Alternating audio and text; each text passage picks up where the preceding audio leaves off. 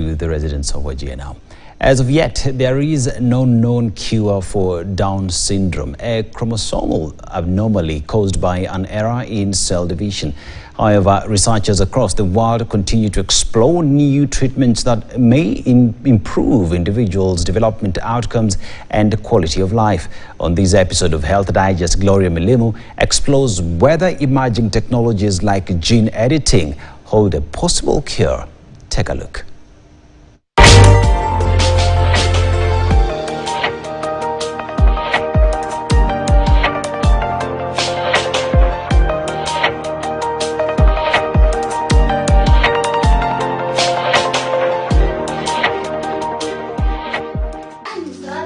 Two-year-old baby Alma from Githurai in Kiambu County lives with Down syndrome, a genetic disorder where a person is born with an extra chromosome. Whereas most babies inherit 23 chromosomes from each parent for a total of 46 chromosomes, babies with Down syndrome like Alma end up with 3 chromosomes at position 21 instead of the equal pair.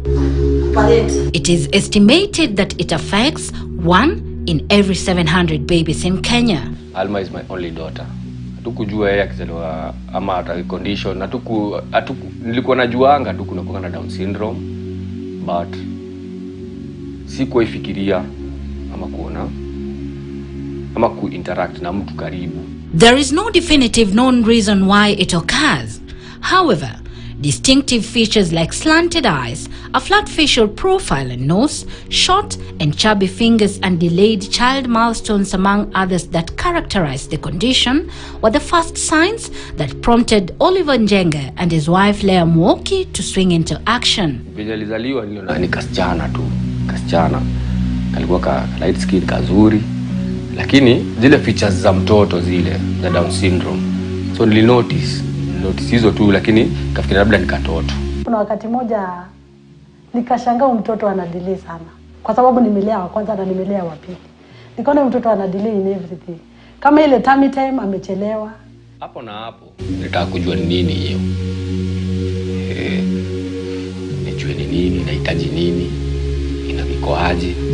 So nilisearch kabisa mpaka nikajua ni trisomy 21. Baby Alma, just like other thousands across the world, continue to wait for an effective treatment option for the genetic disorder.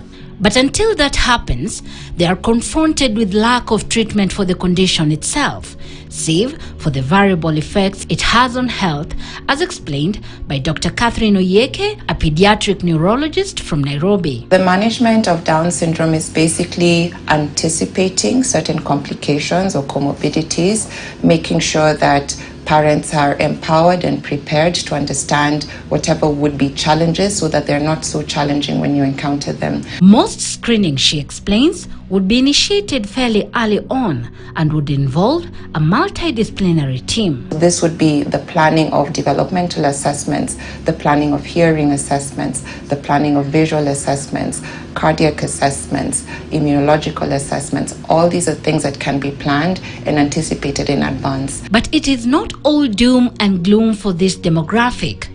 Medical science continues to offer hope on tackling Down syndrome. Scientists continue to explore gene editing as a potential way to treat the condition, also known as trisomy 21.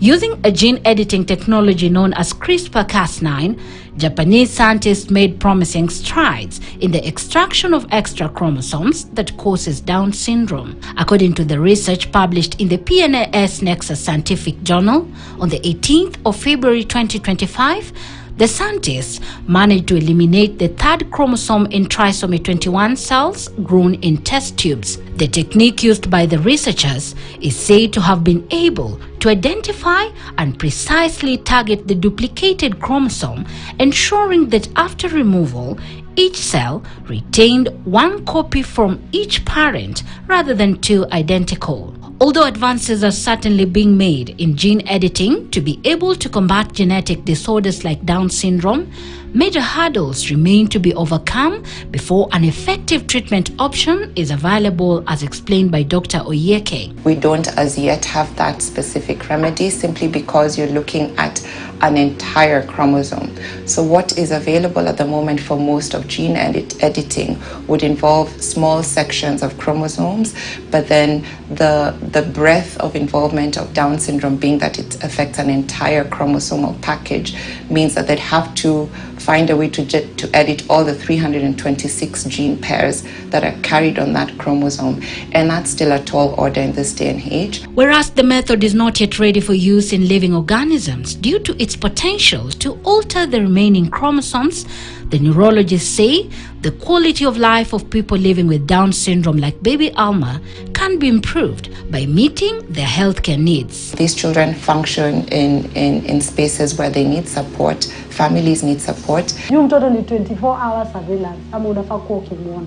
Kama yuko naye akona ndugu yake, kama ana ndugu yake akona baba yake. Kwa hivyo ni kitu ambayo lazima kuwe na support system very strong, ndio mtoto apate kukua na adjust kwa hiyo environment.